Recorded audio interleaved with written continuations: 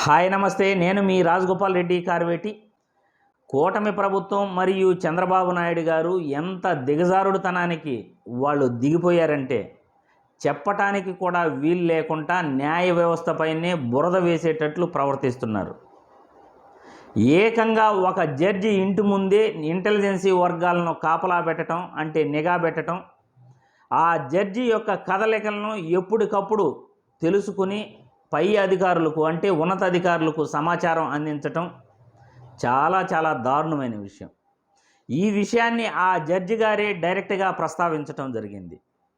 Skill development కేసులో విచారణ చేస్తున్న ఒక న్యాయ అధికారి ఇంటి ముందు ఇంటెలిజెన్సీ వర్గాలను నిఘా పెట్టినట్లు ఆ జడ్జి యొక్క సిబ్బంది ఆ ఇంటెలిజెన్సీ వర్గాలను గుర్తించినట్లు ఆ జడ్జికి సమాచారం ఇవ్వగా, ఆ జడ్జి డైరెక్ట్గా కోర్టులో ఆ పోలీస్ అధికారిని డైరెక్ట్గా ప్రశ్నించాడట. మా ఇంటి ముందు ఎందుకు నిఘా పెట్టారు? నా కదలికలను ఎప్పటికప్పుడు కనిపెడుతూ ఉన్నతాధికారులకు మీరు సమాచారం ఇస్తున్నారు. స్కిల్ డెవలప్మెంట్ కేసులో నిందితుడిగా ఉన్న చంద్రబాబు నాయుడికి ఛార్జ్ షీట్లు ఇప్పటి వరకు దాఖలు చేయలేదు. ఆల్రెడీ 2014 నుండి 19 వరకు స్కిల్ డెవలప్మెంట్ కేసులో ఛార్జ్ షీట్లు దాఖలు చేయడం జరిగింది. కొన్ని ఆధారాలు కూడా దాఖలు చేయడం జరిగింది. మరికొన్ని ఆధారాలను విచారణ నిమిత్తం మేము ఎంక్వైరీ చేయాల్సి ఉండగా ఆ ఛార్జ్ షీట్లు ఇప్పటి వరకు దాఖలు చేయలేదు. కేసును నీరుగార్చే ప్రయత్నం ఏమైనా మీరు చేస్తున్నారా?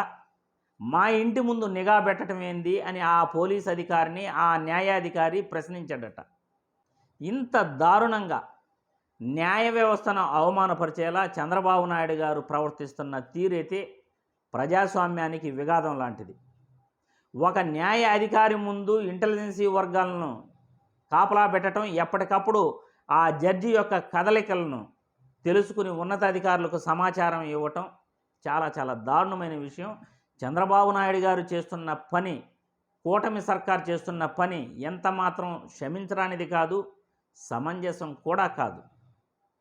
ఈ విధంగా న్యాయ వ్యవస్థనే భయపెట్టాలని చూస్తున్న చంద్రబాబు నాయుడు గారికి ప్రజాస్వామ్యం విలువలు అయితే పూర్తిగా మర్చిపోయాడు అని మనం చెప్పాలి.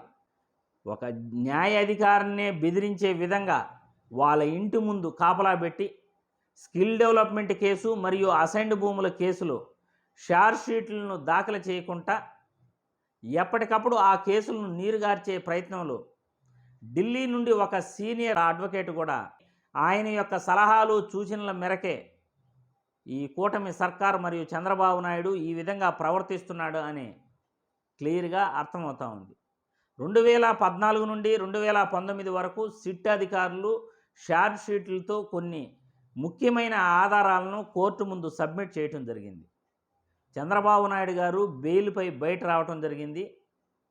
ఇప్పటి వరకు కూడా కోర్టు ఆదేశించిన మరికొన్ని ఛార్జ్ షీట్లను ఇంకా కూడా సబ్మిట్ చేయలేదని ఆ న్యాయాధికారి ప్రశ్నించిన దానిపై ఆయన ఇంటి ముందే ఇంటెలిజెన్సీ వర్గాలు కాపలా పెట్టడం, ఆ న్యాయాధికారి యొక్క కదలికలను ఎప్పటికప్పుడు పరిశీలిస్తూ సమాచారాన్ని ఉన్నతాధికారులకు చేరవేయటం అనేది చాలా దారుణమైన విషయం. ఈ విషయాన్ని నేరుగా గమనించిన జడ్జి గారి ఆ పోలీస్ అధికారిని ప్రశ్నించి అడగటం అనేది ప్రజాస్వామ్యంలో విలువలు ఎంత తగ్గిపోయాయి, ప్రభుత్వాలు ఏ విధంగా న్యాయ వ్యవస్థను కూడా భయపెట్టే రీతిలో పనిచేస్తున్నాయి, ప్రజాస్వామ్యానికి మరియు రాజ్యాంగానికి వీళ్ళు ఎలా తూట్లు పొడుస్తున్నారు అనేది క్లియర్గా అర్థమవుతూ ఉంది. చంద్రబాబు నాయుడుకు కనువిప్పు కలగాలి. ఈ విధంగా ప్రజాస్వామ్యాన్ని అవమానించటం, న్యాయ వ్యవస్థను అవమానించటం, న్యాయాధికారి ముందు ఇంటెలిజెన్సీ వర్గాలను నిఘా పెట్టడం చాలా తప్పు అని ఈ వీడియో ద్వారా తెలియజేస్తున్నాను.